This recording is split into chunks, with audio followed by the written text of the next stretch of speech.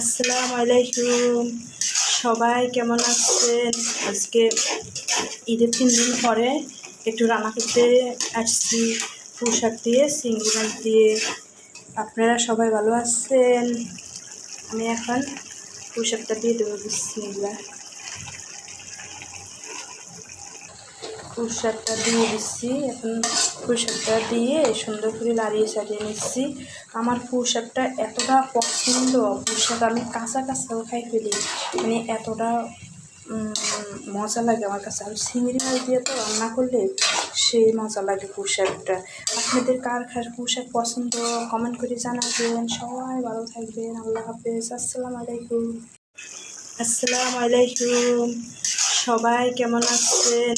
আজকে ঈদের 3 দিন পরে একটু রান্না করতে আসছি, পুঁই শাক দিয়ে, চিংড়ি মাছ দিয়ে। আপনারা সবাই ভালো আছেন? আমি এখন পুঁই শাকটা দিয়ে দেবো। বিসমিল্লাহ।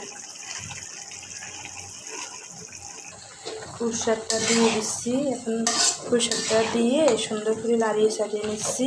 আমার পুঁই শাকটা এতটা পছন্দ, পুঁই শাক আমি কাঁচা কাঁচাও খাই ফেলি, মানে এতটা মজা লাগে আমার কাছে। আর চিংড়ি মাছ দিয়ে তো রান্না করলে সেই মজা লাগে পুঁই শাকটা।